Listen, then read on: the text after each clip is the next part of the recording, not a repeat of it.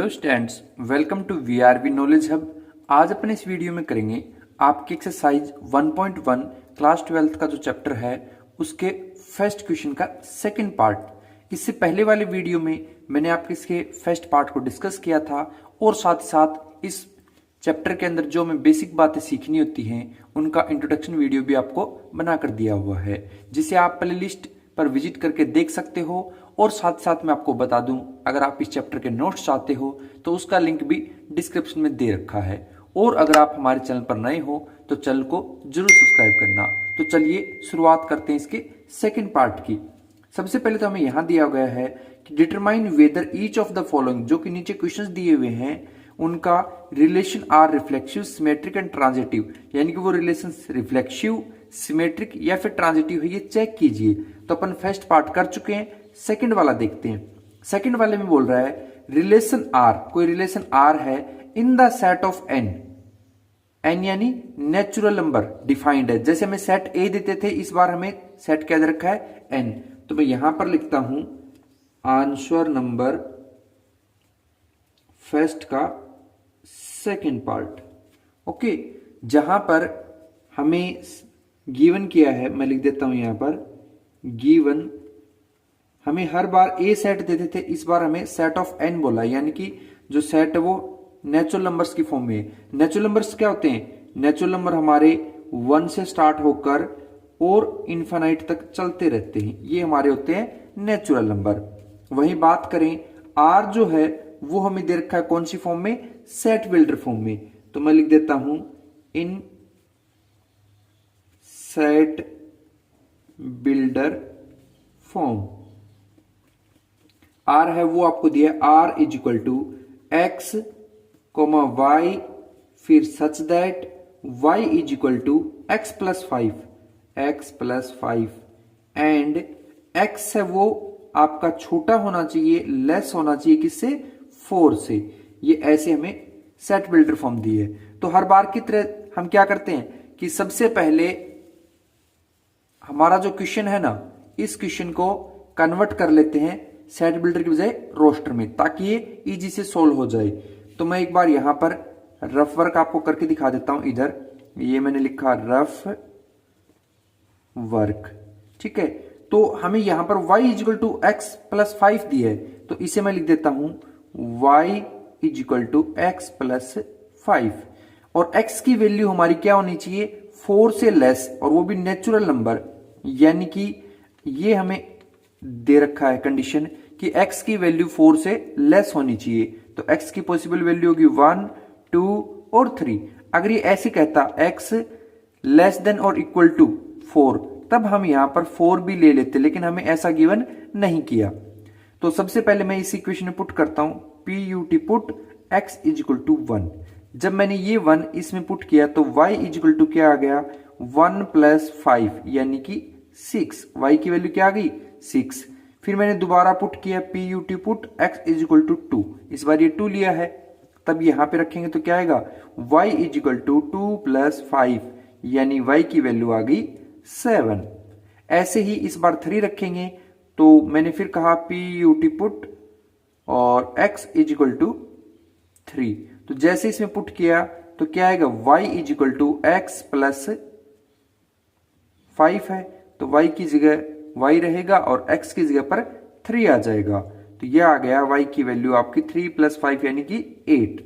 तो हमें यहां पर जो वैल्यू मिली, इन्हें हम यहां पर रिलेशन में रोस्टर फॉर्म में लिख देंगे। तो मैंने लिखा यहां पर नाउ इन रोस्टर फॉर्म, ठीक है। अब रोस्टर फॉर्म के लिए मैंने लिखा r इज इक्वल टू करली ब्रेकेट स्टार्ट, और पहले ब्रैकेट में हमें जब x की वैल्यू 1 डाली तो क्या आया था? 6, यानी कि 1,6। फिर जब हमने 2 रखा तो क्या आया है? y की वैल्यू 7, यानी कि 2,7। जब हमने 3 रखा तो क्या आया? 8। तो ये हमारा रिलेशन है वो रोस्टर फॉर्म में बन जाता है। अब हम चेक करके दिखाते हैं कि क्या ये रिफ्लेक्सिव है या नहीं। तो देखिए, सबसे पहले मैंने यहां पर लिखा रिफ्लेक्सिव। तो रिफ्लेक्सिव क्या होता है, पहले उसकी डेफिनेशन दे देता हूं क्या डेफिनेशन है, मैंने आपको पिछले में उसमें बताया था ना इंट्रोडक्शन, वो वाला डेफिनेशन क्या, ए रिलेशन इज रिफ्लेक्सिव, एक रिलेशन है वो रिफ्लेक्सिव होगी इफ ए कॉमा ए, यानी कि दोनों वैल्यू, पहले ब्रैकेट वाली और दूसरे ब्रैकेट वाली, दोनों बिलोंग करे आर रिलेशन को, तब ऐसा हो सकता है। तो आप देखिए फर्स्ट वैल्यू 1 है, क्या यहां पर भी 1 है, बिल्कुल नहीं है, यहां 6 है, यहां पर भी 6 होता, यानी इस तरीके से होना चाहिए था, ये या तो 1 1 होता, या ये 2 2 होता, या 3 3 होता, है ना, और वो भी इनफाइनाइट टाइम तक होता, तब इसे रिफ्लेक्सिव कहते, लेकिन यहां पे ऐसा नहीं है। तो यहां लिख देंगे हेयर ए कोमा ए, डेफिनेशन तो कहती है ये होना चाहिए, लेकिन हमने जब इसको ऑब्जर्व किया तो पता चला कि A comma A does not belong to are.